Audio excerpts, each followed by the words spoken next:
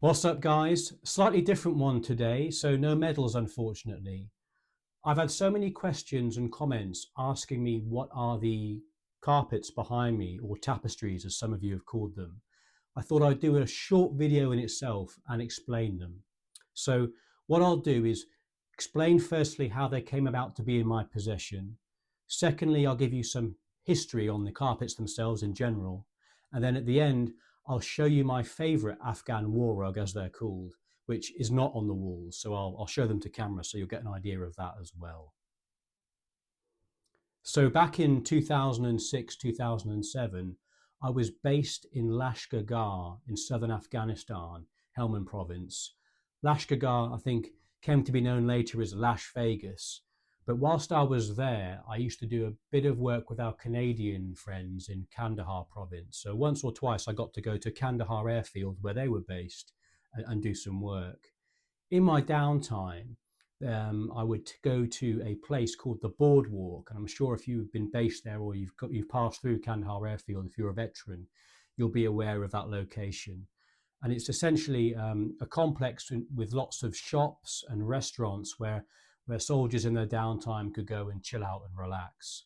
And on the boardwalk are a series of shops, some of them selling rugs. So I was there one day and I saw, a couple of these beautiful carpets behind me, which really caught my eye. So I thought, yeah, I've got to have a piece of them. So for the next 2 or 3 days, being a stingy Brit, I kept going back and forth to the shopkeeper, trying to haggle and get the best price I could for these carpets.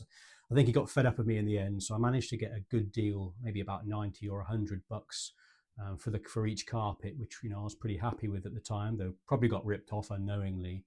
But yeah, that's how I came about to have the carpets in my possession. There's also a third one on the wall there, so I'll take the camera off in a bit as well and sort of record that one for you so you can see that. But that's how I came to be in possession of three of these carpets. Coincidentally, speaking of the Canadians in Afghanistan, if you are interested in learning about their fight in Kandahar province and the intense Battle of Panjwai in 2006, check out my video on it. I cover 3 Canadian Gallantry Awards and the Battle of Panjwai. I'll leave a link in video description at the end. So back to the rugs. How did they get made in the first place? Afghanistan, like its neighbour Persia or Iran, has a long and rich tradition of rug making. With the Soviet invasion in 1979, this ancient craft took on a new and unexpected form. Weavers, many of them women and children in refugee camps along the border with Pakistan, began incorporating symbols of the war into their rugs. In addition to becoming a source of income, it turned the carpets into a form of political and cultural expression. Soon they became a unique icon of the Troubles in that region of the world. Like traditional rugs, war carpets are usually hand-knotted with wool or silk. The craftsmanship is often as high quality as that found in conventional Afghan rugs, which usually have floral designs.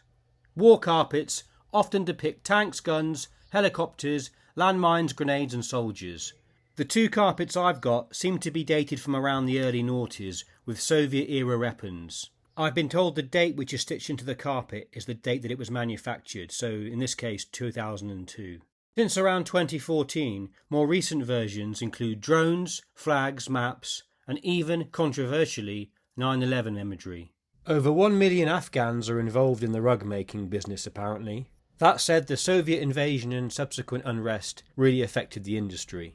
Manufacturing the war rugs during this time allowed displaced Afghans to preserve their handicraft and have a dignified form of income. Traditionally, rug making was centred in the north and west of Afghanistan, mainly by Turkmen and Uzbek Afghans. Over time this expanded. I've also read rug dealers call this type of war rug the Latif Kel or Baluchi type. So my final rug, which is my favourite, I'll show you now. It's this one here. So that rug there I actually received when I was about 10 years old in the early 90s when I lived in Pakistan as a kid for 3 years. So the actual rug itself then depicted the Soviet invasion, which I guess ended only a couple of years before, I think in 1988, and the subsequent civil war. So to me, that's my favourite rug, and I've had that for many years. It's quite faded now. But it's interesting how that industry has continued for the last 30 years. So it's quite a fascinating piece of history, I think. Once the souvenirs of adventurers, soldiers, and diplomats in the region, nowadays it seems you can buy these rugs fairly cheaply from a variety of online websites and carpet dealers. So the uniqueness of these rugs has sadly eroded. However, these rugs will always bring back my memories of being deployed to the region with the British military, even if those Canadians I work with never sent me those free Celine Dion tickets they promised. So as I said at the beginning, a slightly different one today.